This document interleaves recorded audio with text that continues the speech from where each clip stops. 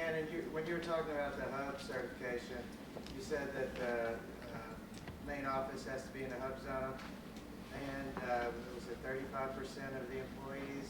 Do both requirements have to be satisfied, or is it one or the other? Yeah, so what'll happen is you have initial eligibility. So they're trying to establish if you're going to be a hub zone. For that initial eligibility, they're making sure that your firm is in the hub zone. Now, going further, okay, you got the hub zone and you're living life now. They're coming back and making sure that 35% of the employees that you have live in that hub zone. Caveat, and people ask about this all the time, I want to make sure you guys understand it. If there are construction, if it's like construction contracts, if it's some services contracts, what do you mean by that? I'm going to go and use my friend back here again, and she's at Treasury, right? You got 12 people that work down at Treasury. They're not going to count those 12 people. So say you got 20 folks at your firm. They're not going to count those 12. You're down to 8. They're going to do 35% of the 8, carry the 1, yada, yada. You got to have 4 people that live in a hub zone. Okay, that's how it works. Okay, because the thought process is that you are doing the work, but those employees are doing it at a job site. And when it's a job site, it doesn't come into play in the calculation of your 35%. So to get certified initially, just your main office has to be in a hub zone, and then it's like an annual audit to show your employees that you meet that percentage?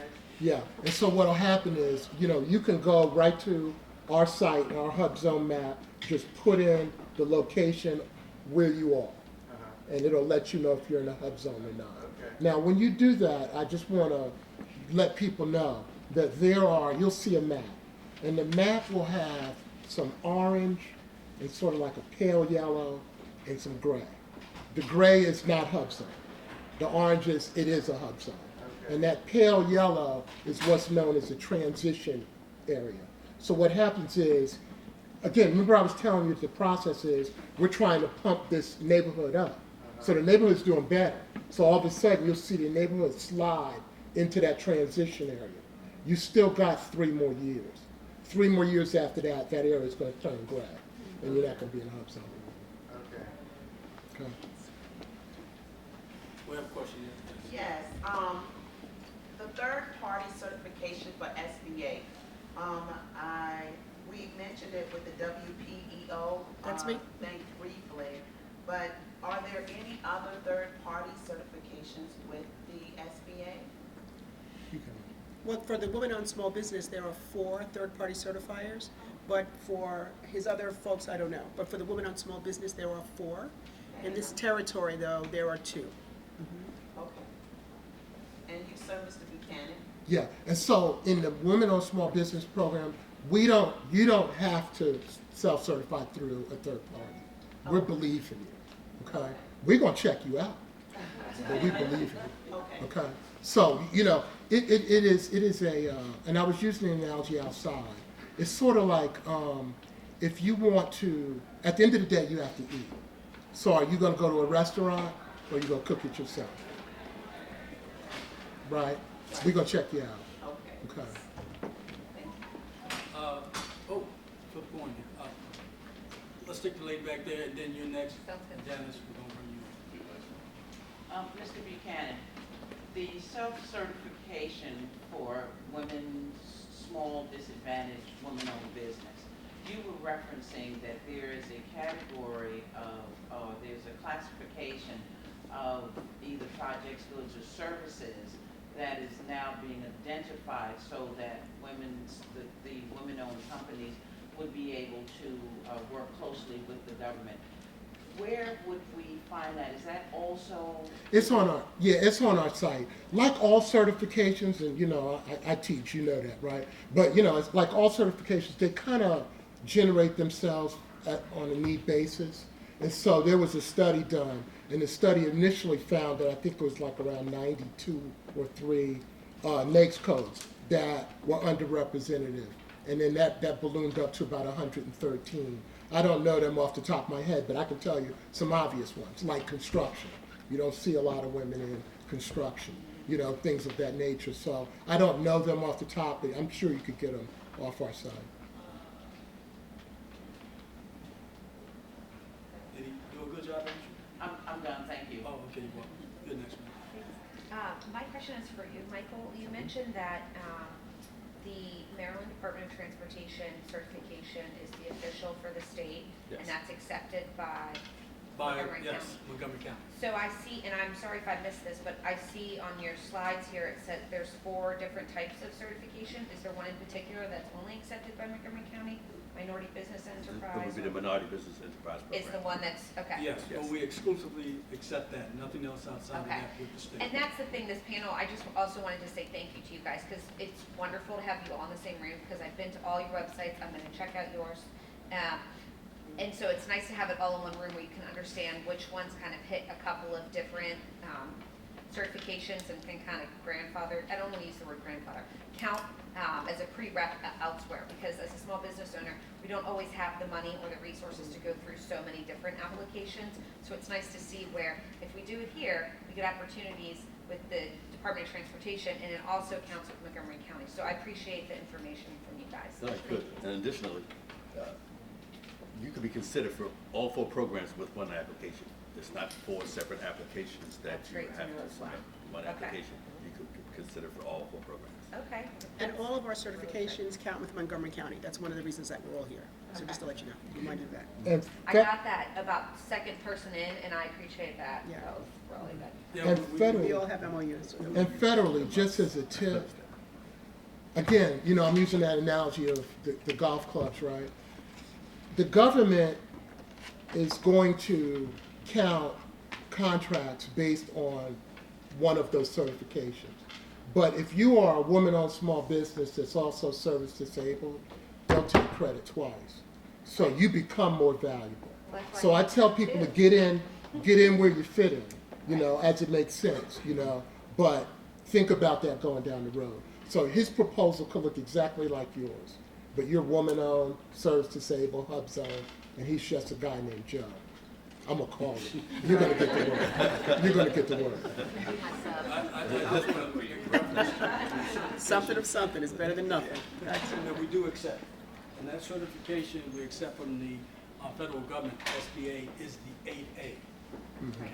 Not any other certification with them, because that deals with ethnicity. Great. Thank you. I'm Janice Freeman, President of the African American Chamber of Commerce here in Montgomery County. Thank all of you for actually giving your outline of what your MBE program is. My question first is to regarding SBA. You said it's self-certifying. You take our word for it. When do you actually verify? At the time that someone decides to submit an RFP, or at what point do you do your verification of information? Yeah, so, you know, again, so if you are doing it through a self-certifying method, it's out there, you upload it, upload it on the SAM and say, yay, verily you are. And then when it comes time for a contract award, we have to come back and make sure that you are, in fact, still in business, you know, still a woman-owned small business. I tell you, it's really big in the hub zone area. And I tell people, and I know I'm getting away from your question a little bit, but I'll come back. If you're in the hub zone area, don't get offended when you win a contract and you hear there's a protest. Happens all the time. It's almost like, you know, it's part of the flow chart. You know, you get the contract, somebody protests because she's going to say, he's not in the hub zone, right? And then somebody has to come out. So there's some checks and balances that go on that way from a self-certification. And then I wanted to add, at this time, I've actually been working a lot with MDOT. So Michael Smith, for those who need to have the federal government come to you, I've been working for the last 5 or 6 years to have them come here 4 or 5 times a year to give a more thorough presentation on how you can become certified. I will soon be doing it with SBA, but sometimes people need to be a little closer and hear it a little more thorough about how you go through the process. So I just wanted to add that. Do we have any other questions? Okay, Got one more, yes, ma'am. Yes, sir. I'm so sorry. That's cool. It's it's about the small business, reserve administration, you have an all small mentor protege program.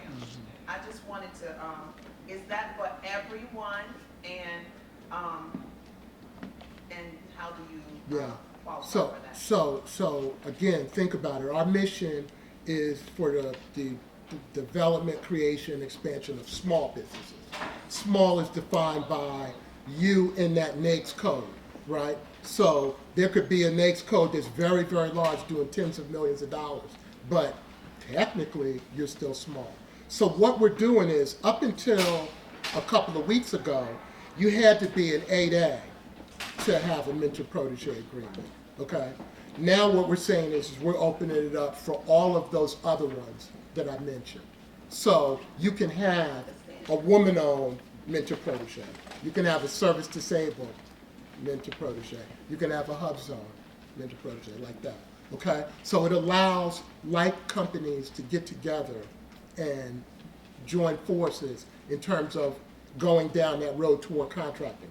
Before I get too far on that, the program is about the care and feeding and needs of the protege.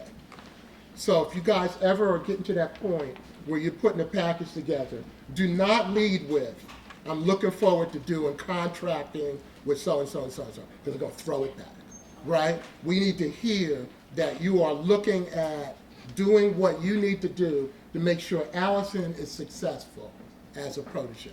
That's the answer, okay? But what we're doing with that all small now is opening it up to those other socioeconomic categories where there wasn't one before. And what's happening, I think they're being given about a year, and everybody else is going to have to fall in line, with the exception of DOD. DOD is, that's taken over a whole country. That's not going to happen right now. Okay, I think this concludes our session. I'm getting the evil eye. So I'll wrap this thing up. Yes, thank you. And, Just let them know, the next sessions are going to be starting. all right, the next sessions will be starting. If you have any questions, okay, outside this area here, please contact these individuals here. And They're that very information important. is here, everyone's Contact information is there. You're welcome to talk to me about what we do in Montgomery County as well. Thank you for attending. Let's give an applause for the audience. You and the panel. Sandra, great to see you again. I saw you at this conference.